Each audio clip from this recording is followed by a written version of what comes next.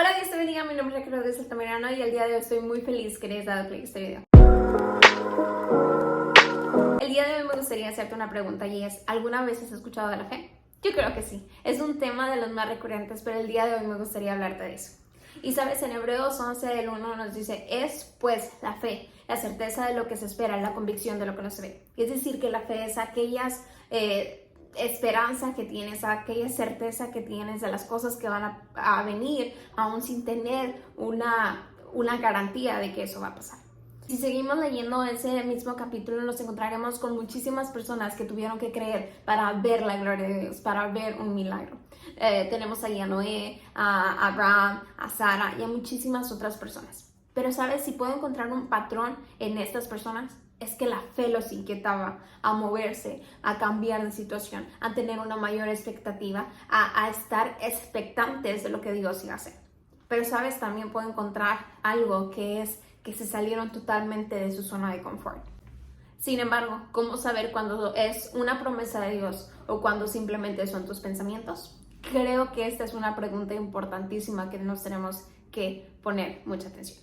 Pues la falsa fe o tus pensamientos siempre se trata de ti, de tu ego, de exaltarte a cuanto más puedas. No se tratan de Dios, no se trata de lo que Dios quiere hacer en tu vida, sino se trata de gloriarte tú solo. Ahora, la verdadera fe es todo lo contrario.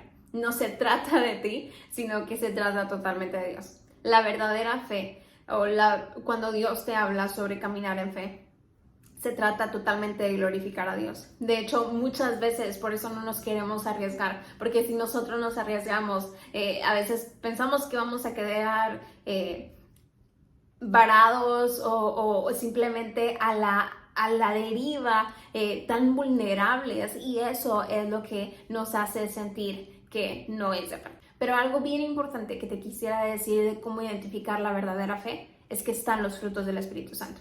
Amor, gozo, paz, paciencia, están todos involucrados en este punto de la fe.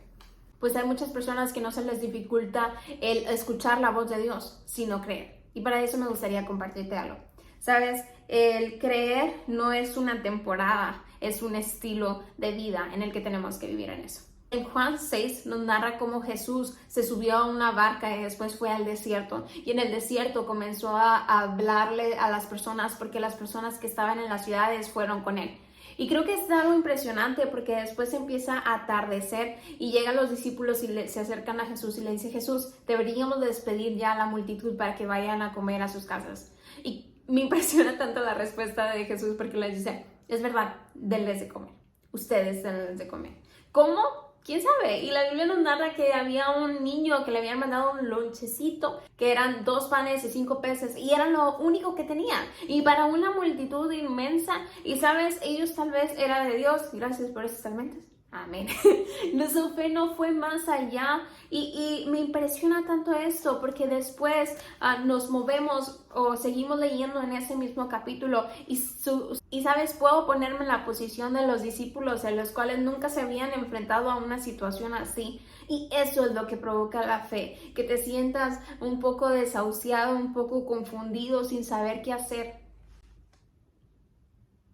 Pues son en esos momentos de incertidumbre en donde sale a flote tu fe. Pues ellos conocían que Dios era un Dios que podía proveer porque habían sabido de las escrituras en el que en el tiempo de Moisés Dios mandaba pan. Sin embargo, ellos ya tenían un poco aquí, pero no sabían cómo multiplicarlo porque era algo a lo que no se habían enfrentado. También, si seguimos leyendo en ese mismo capítulo, en Juan 6, en el 22 nos vamos a encontrar que Jesús, después ya que se van todos, empiezan los discípulos a irse en una barca y luego viene una tormenta en el que ese lugar geográfico, estaba viendo un documental y dicen que cuando hay tormenta las olas llegan a ser de 3 metros y había un viento y había un caos totalmente y los discípulos estaban angustiados.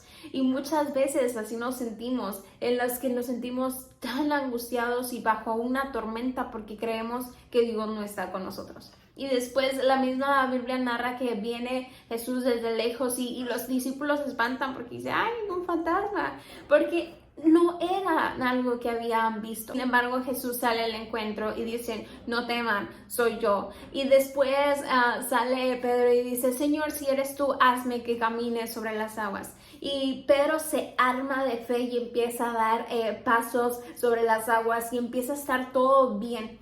Y sabes, muchas veces nos podemos encontrar así, ya sea como en la situación de los discípulos, que simplemente nos atormenta o estamos sin saber qué hacer ante la situación, tratando de ser fuertes y de demostrar nuestra fe, pero no dando un paso como lo hizo Pedro. Y muchas veces podemos estar como Pedro, dando pasos firmes y con fe, pero llega un momento en donde comenzamos a debilitarnos, a perder, simplemente a desenfocar nuestra visión. Pues la fe se trata de tener un objetivo en el que creer. En eso se trata la fe. Y en Marcos 5:36 nos dice, no temas, cree solamente. Nos habla de creer a una totalidad. Después, cuando Jesús entró a la barca, le dice a los discípulos, no temas, yo estoy con ustedes, yo soy.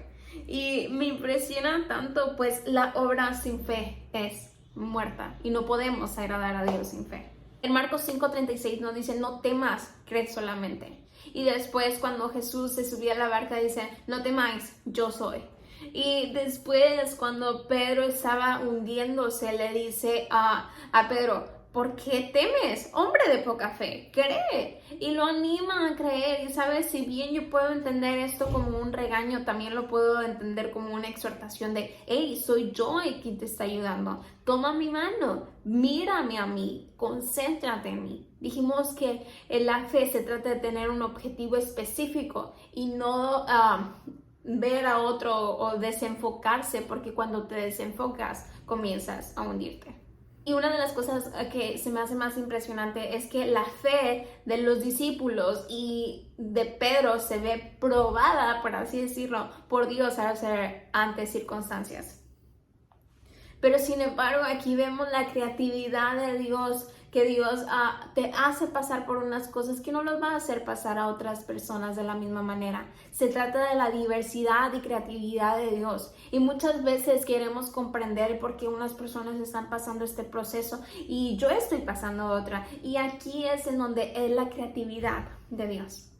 Y sabes, Dios pone distintas asignaciones a distintas personas a distintos tiempos. Dios es un Dios creativo que te va a hacer pasar por distintas situaciones para que puedas llegar a tener cierta fe ante ciertas cosas. Y creo que es algo impresionante porque hemos visto a muchas personas que tienen la fe increíble para sanar porque lo han vivido, y otras personas que tienen otra fe para otras cosas, porque Dios es un Dios absolutamente creativo. Pues Dios es un Dios que pone distintas asignaciones con distintos propósitos. Y el día de hoy me gustaría culminar con esto. ¿Sabes? En Mateo 14:33 dice, entonces los que estaban en la barca vieron y le adoraron diciendo, verdaderamente eres el Hijo de Dios. La verdad es que no sé por la situación que estés pasando. No sé si te sientes más identificado con los discípulos o si te sientes identificado como Pedro ya dando el primer paso. Si te sientes hundido, si te sientes que ahí vas más o menos, no sé cuál sea.